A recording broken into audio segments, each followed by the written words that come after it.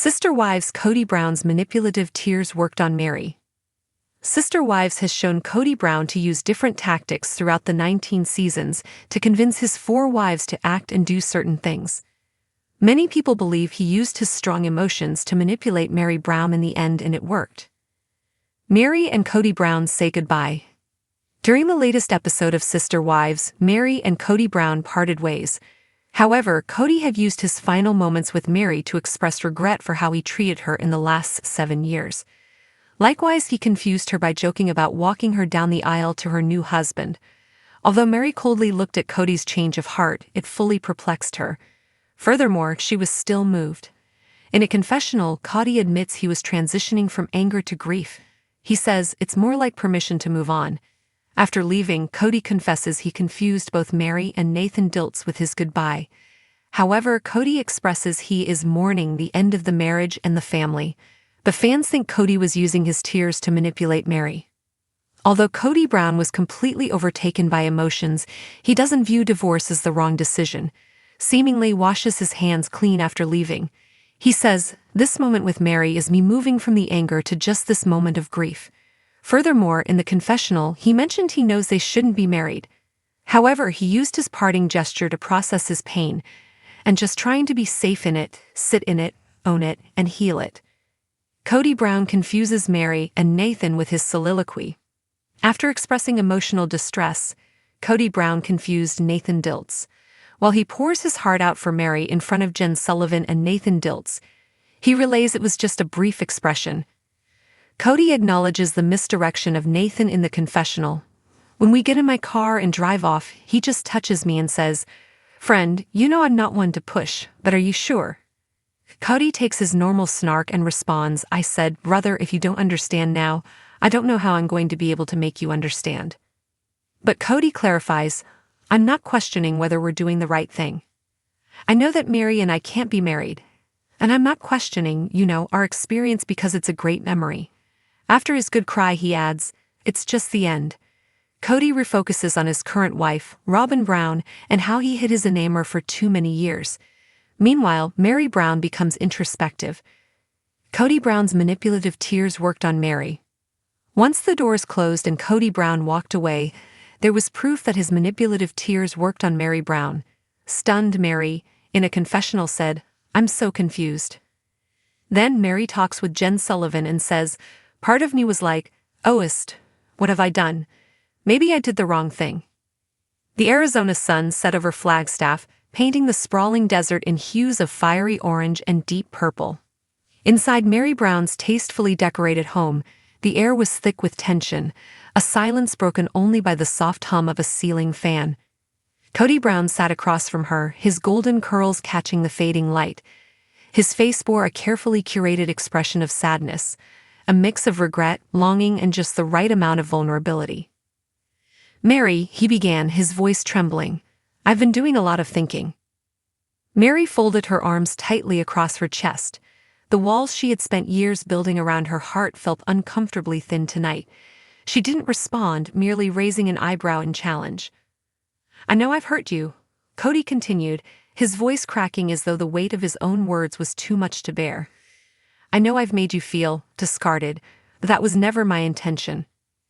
Meri's lips tightened, her heart hammering in her chest. She wanted to believe him. Oh, how she wanted to believe him. But years of emotional distance and public humiliation had taught her to guard her trust like a precious jewel. Kody leaned forward, his hands clasped together as if in prayer. "Meri, I miss us. I miss what we had. I don't want to lose you." His hazel eyes shimmered with unshed tears. It was those tears that did it. Meri felt her resolve begin to waver.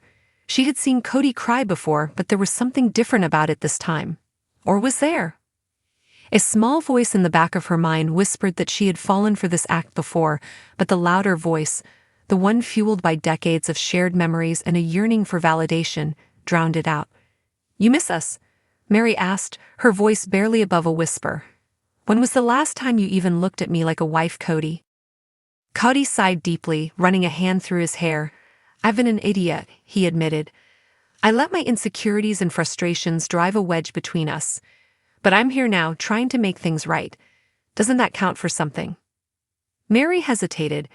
She thought about the counseling sessions, the coldness in Kody's eyes when he spoke about her to the cameras, the way he had always seemed to prioritize Robin's feelings above hers. But then she thought about the early days, their honeymoon phase when she had been the only Mrs. Brown, before the complexities of plural marriage had clouded their relationship. "You've said things like this before, Kody," she said, her voice trembling. "But nothing changes." Kody's tears finally spilled over, cascading down his cheeks in a display so theatrical that it might have seemed comical if it weren't so devastatingly effective. "Meri," he choked out, "I don't know how to make you believe me, but I swear to God I'm trying." And there it was, the emotional ace up his sleeve. The sight of Kody, so seemingly broken, tugged at Meri's heartstrings in a way that years of rational thinking couldn't undo. Against her better judgment, she reached across the coffee table and placed a hand on his. "I need more than words, Kody," she said softly. "If you really mean this, you need to show me."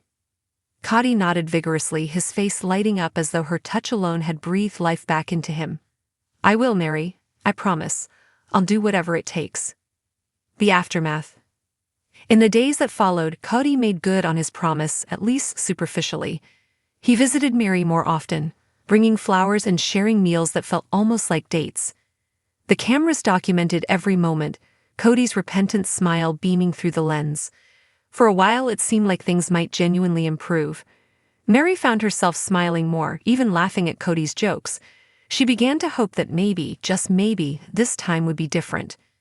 But as the weeks passed, cracks began to show.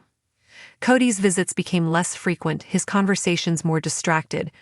Robin's name crept back into every other sentence, a subtle reminder of where his priorities truly lay. Meri tried to address it. "Kody, you said you wanted to work on us, but it feels like you're already slipping away again." Kody sighed, rubbing his temples. "Meri, I'm trying, but you have to understand, I have other responsibilities. Robin's been struggling, and I can't just ignore that." And there it was, the same pattern, the same excuses. Meri felt the familiar sting of disappointment, but this time it was tempered by a growing sense of clarity. The turning point. One evening, as Meri sat alone in her living room, a realization hit her like a bolt of lightning. Kody's tears, his promises, his fleeting gestures of affection, they were all part of a cycle. He knew exactly how to pull her back in when he felt her slipping away, only to return to his old ways once her guard was down. Meri's thoughts drifted to the other wives, particularly Christine and Janelle, who had found the strength to step away from Kody's manipulative grasp. They had faced their fears and built lives of their own, lives where they were no longer defined by Kody's approval. Could she do the same? The question lingered in her mind as she scrolled through photos on her phone. Images of happier times, yes, but also reminders of how much she had lost by clinging to a relationship that no longer served her. The final confrontation. The next time Kody visited, Meri was ready. She let him sit down, let him start his usual spiel about trying harder and being better. But this time she stopped him mid-sentence. "Kody," she said firmly, "I need you to listen to me for once." Kody blinked, clearly caught off guard. "Of course, Meri. I'm listening. I've spent years waiting for you to see me, to love me the way you used to. And every time I think you're finally going to change, it turns out to be just another empty promise." Kody opened his mouth to protest, but Meri held up a hand. "No, let me finish. I deserve more than this, Kody. I deserve someone who doesn't need to be begged to love me, someone who makes me a priority without needing a camera in the room to prove it." Kody's face fell, his usual charm failing him for once. "Meri, I don't know what to say." "Then don't say anything," Meri replied, her voice steady. "Just let me go." And with those words, Meri felt an unfamiliar but empowering sense of freedom. Kody's tears had worked on her for years, but not anymore. She had finally broken the cycle. As Kody left her home that evening, his shoulders slumped in defeat, Meri stood at the window and watched the sunset. The colors were just as beautiful as they had been the night Kody had cried his way back into her life. But this time they painted a different picture, a portrait of a woman who had finally learned to put herself first.